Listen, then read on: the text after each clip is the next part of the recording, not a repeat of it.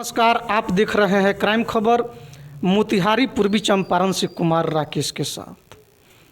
आज हम उपस्थित हैं मोतिहारी शहर के जाने माने मोहल्ला चंदमारी में, और यह वह चंदमारी मोहल्ला है जिसे शिक्षा का केंद्र माना जाता है और इसे चंपारण का मुखर्जी नगर के भी रूप में जाना जाता है। और आज हम मिलने जा रहे हैं मोतिहारी के जाने माने मैथमेटिशियन शिक्षक मैथ मंदिर क्लासेस के डायरेक्टर रंजीत सर से।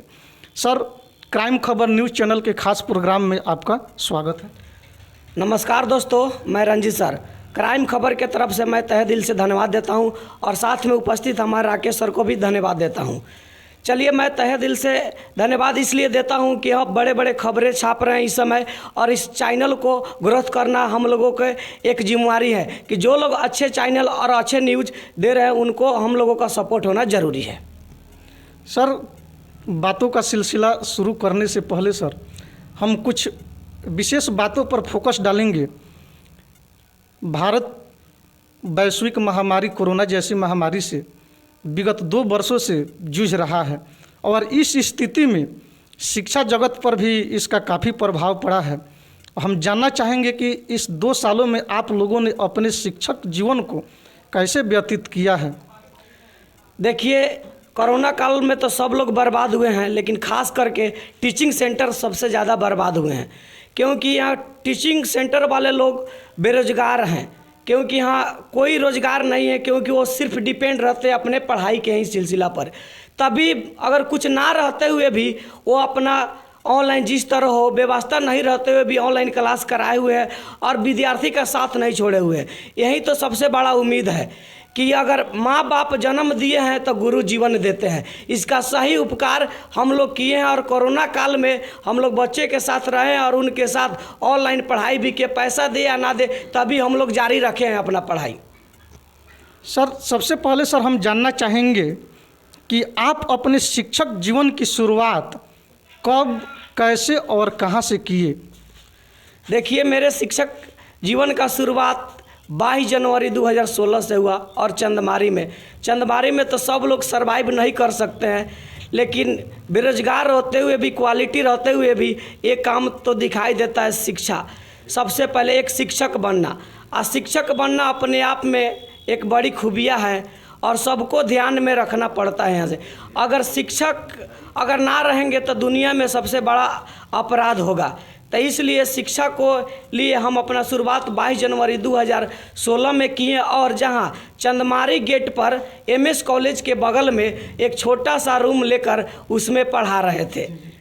सर, आप चंपारण के सबसे फेमस जगह चंदमारी, जिसे शिक्षा का गढ़ माना जाता है, आप इस परिवेश में जहां एक से एक विद्वान शिक्षक लोगों की कोचिंग चलती है, संस्थाएं चलती है, इस परिवेश में सर आप अपने आप को कैसे स्थापित किए। ये तो बात सही है सर, एकदम सही सवाल किए हैं आप। यहाँ तो बहुत बड़े बड़े टीचर हैं और नए लोग आते हैं, तो चंदमारी में तो समय देना पड़ता है। शिक्षक जगत ऐसा चीज़ है कि इसमें सबसे पहले सब्र की ज़रूरत होती है। अगर सब्र नहीं करेंगे तो दिक्कत हो जाएगा। और यहाँ मोहल्ला में बहुत सारे बड़े बड़े टीचर, बड़े बड़े बैनर, बड़े बड़े पोस्टर मिलेंगे, लेकिन यहाँ आने के बाद हमको पता चला कि यह तो बड़ी माने अजीब लग रहा था हमको, और हमारा उम्र देखकर और एज देखकर लोग कहते थे कि इनसे शिक्षा नहीं चलेगा। लेकिन एक बात हमको ध्यान में था कि हम अपने हौसले के बल पे हम अपनी प्रतिभा दिखा देंगे, लेकिन कोई मंच दे या ना दे हम अपनी मंच खुद बना लेंगे। इसीलिए मैं अपने क्वालिटी और खुद पर विश्वास रखकर यहाँ पढ़ाना शुरू किया, और बच्चे को पढ़ाई अच्छा लगा और बच्चे ही बच्चे को सपोर्ट करना शुरू कर दिए।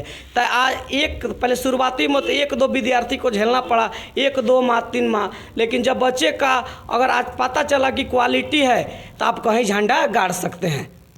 अभी आप किस किस लेवल के विद्यार्थी लोगों को पढ़ाते हैं, और प्रतियोगिता परीक्षा में किन किन परीक्षाओं की तैयारी करवाते हैं।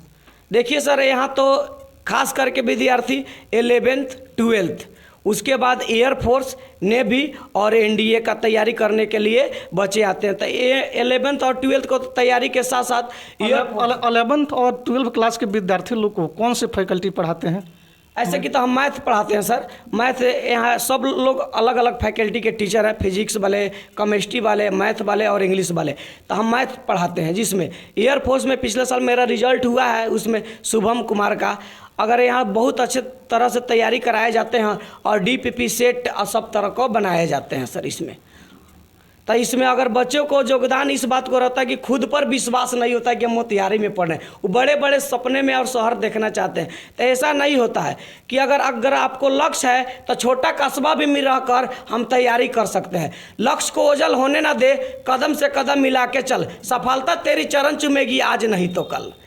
तो इस बात को ध्यान रखते हुए हम लोग बच्चे को तैयारी कराते हैं, जहाँ से रिजल्ट मेरा हुआ है एयरफोर्स में। टॉप विद्यार्थियों के लिए क्या क्या आप गिफ्ट देते हैं टॉप विद्यार्थियों को? देखिए सर, पढ़ाना तो सब लोग पढ़ाते हैं चंदमारी में, ऐसा बात नहीं है। सब टीचर, बहुत सारे टीचर है पढ़ाते हैं, लेकिन कुछ लोग पैसा के लिए पढ़ाते हैं, है कि नहीं? पैसा कमाना अच्छा बात है, पैसा तो कमाना ही चाहिए, लेकिन पैसा के साथ तो बच्चों को भी तो मोटिवेट जरूरी है। तो इसीलिए पढ़ाई के साथ साथ जो विद्यार्थी हमारे यहाँ मैथ में 95 से एबव नंबर लाते हैं, तो उनको हमारे तरफ से लैपटॉप पुरस्कृत किया जाता है। वो जितना विद्यार्थी हो, 2019 में मैंने 7 विद्यार्थी अगर टॉप किया था तो 7 विद्यार्थियों को मैंने लैपटॉप पुरस्कृत किया था। 19 में, 20 में उसी तरह, 21 में भी अभी कोरोना काल के चलते अभी इनाम वितरण नहीं हुआ है। 2020 में भी 3 लैपटॉप को वितरण किए। तो एक जो बिहार टॉपर हमारे यहाँ से करते हैं उनको पल्सर मोटरसाइकिल दिया जाता है। इनाम बड़ी चीज़ नहीं है, इससे बड़े बड़े इनाम मिलेंगे, लेकिन बच्चे को मोटिवेट करने के लिए इनाम को दिया जाता है। क्योंकि सर ये बात को ध्यान रखें कि बच्चा चाहता है कि अब पढ़ाई से क्या होगा, तो उसको इसलिए इनाम दिया जाए कि थोड़ा सा लालच बढ़े और वो अपने समय के अब बर्बाद ना करते हुए पढ़ाई करे, जिससे एक उसको इनाम के तौर पर लैपटॉप दिया जाता है। विगत वर्षों में आपके इंस्टीट्यूट का, आपके संस्थान का रिजल्ट परिणाम प्रतिशत क्या रहा है? कितने विद्यार्थी आपके कोचिंग संस्थान से टॉप किए? ऐसे कि देखिए सर, फर्स्ट डिवीज़न तो यहाँ से 95% विद्यार्थी फर्स्ट डिवीज़न किए हैं। उसके बाद टॉप विद्यार्थी इसमें 8 से 10% टॉप विद्यार्थी जो 95 से एबव नंबर लाए हुए हैं इसमें, और सबको मैंने पुरस्कृत किया है सर इसमें। तो किसी प्रकार के यहाँ दिक्कत नहीं है। हर तरह के सेट, हर तरह के चैप्टर का रिवीजन और टेस्ट, हर टेस्ट में आपको इनाम दिया जाता है कि बच्चे का मनोबल हाई हो।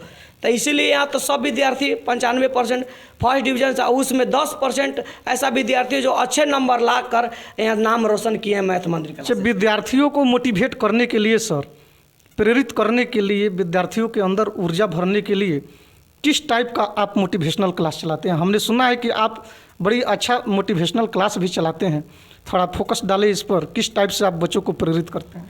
देखिए एक बात है, जब विद्यार्थी का एनर्जी डाउन हो जाता है तो उसके लिए कुछ शायरी और चुटकुला भी ज़रूरी है। आज जब तक हम लोग शायरी और चुटकुला नहीं बोलेंगे तो बच्चे में एक एनर्जी नहीं आता है, जिसके कारण चुटकुला और शायरी और कुछ मोटिवेशन पिछले जो हमारे महापुरुष हुए हैं उनको जीवनी से उसको रिलेटेड कराया जाता है कि उसमें एक प्रकार का एनर्जी आए। तो उसी में से एक शायरी आपको बोलना चाहते हैं, अगर आपका आज्ञा हो तो। जी बताइए। भगवान का दिया हुआ कभी अल्प नहीं होता, जो टूट गया कभी संकल्प नहीं होता।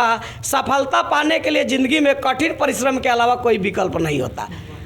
तो इस बात को ध्यान रखते हुए बच्चों को हर क्लास में, हर घंटी के बाद कुछ ना कुछ बच्चों को मोटिवेट किया जाता है, जिससे, और मोटिवेट के साथ हर क्लास से में ही बच्चे को कुछ इनाम दिया जाता है, जिससे बच्चे मोटिवेट हो एक दूसरे से। अभी इंटरमीडिएट में सर 12 क्लास में, अभी 12 क्लास के किस चैप्टर को आप पढ़ा रहे हैं?